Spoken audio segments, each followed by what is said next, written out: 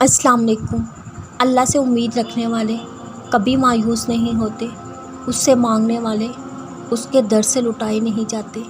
رکھو یقین اس کی رحمتوں پر، وہ عطا کرے گا تمہیں۔ صبر کی رسی تھامنے والے کبھی خالی ہاتھ نہیں رہتے۔ جو تکلیفیں آپ سہ رہے ہو، اللہ کے ہاں اس کا اجر بھی آپ کے لیے ویسا ہی ہے جیسا آپ صبر کر رہے ہو۔ جتنا آپ کا اللہ پر توکل مضبوط ہوتا ہے، صبر اتنا گہرا ہوتا ہے۔ شاید تکلیف کی شدت بھی بڑھا دی جاتی ہے۔ آپ کے نزدیک شاید یہ آزمائش ہو، ہاں، لیکن یہ صرف آزمائش ہی نہیں ہوتی، بلکہ اللہ آپ کو کسی خاص مقام سے نواز کے اپنے قریب رکھنا چاہتا ہو۔ دراصل وہ تکلیف کا احساس بھی آپ کو رب سے جوڑے رکھتا ہے۔ آپ کی ہر تکلیف پر مرہم اللہ ہی رکھے گا، کیونکہ وہ کبھی بھی اپنے بندے کو تڑپتا نہیں چھوڑ سکتا۔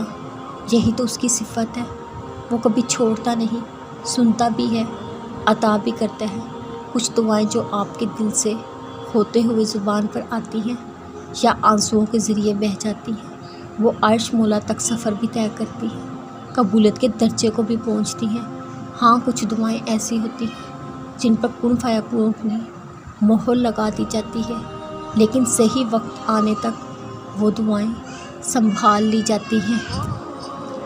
یا کچھ دعائیں آپ کی بہتری کے لیے بھی قبولیت کا درجہ نہیں پاتی، لیکن وہ کوئی سزا نہیں ہوتی۔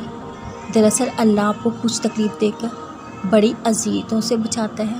وہ آپ کی ان دعاؤں کو کسی صورت میں قبول کر کے کسی مصیبت سے آپ کو بچا کے شکر کا موقع دیتا ہے۔ اس لیے کوئی دعائیں رد نہیں ہوتی، بلکہ ان کو مختلف طریقوں سے قبولیت کا درجہ دیا جاتا ہے جو ہم نہیں جانتے، لیکن اللہ ہمارے لیے بہترین کرتا ہے، کیونکہ اس سے بڑھ کر ہمارے لیے کوئی اچھا نہیں سوچ سکتا۔ ہر درد جو رب بھیجتا ہے اس کی کوئی وجہ ہوتی ہے۔ یہ آزمائشیں رب کی قربت کا ذریعہ ہوتی ہیں۔ جو آزمائشوں میں شکوے نہیں کرتے، بلکہ ثابت قدم رہ کے سرخرو ہو کے اللہ کو پا لیتے ہیں، اسے راضی کر لیتے ہیں، اس کے آگے سر جھکا کے اس کی رضا کو اپنی رضا بنا لیتے ہیں، پھر اللہ کی خاص نعمتوں کے حقدار ہوتے ہیں۔ اللہ کی مدد ان تک سہارا بن کر پہنچتی رہتی ہے، پھر وہ گر کر بھی سنبھل جاتے ہیں، ٹوٹتے ہیں، لیکن پھر وہ موتی بکھرے بھی تو ایسے ٹوٹتے ہیں کہ ہیرے کو جیسا تراشا گیا ہو وہ خوبصورت ہو کر نکل گیا ہو۔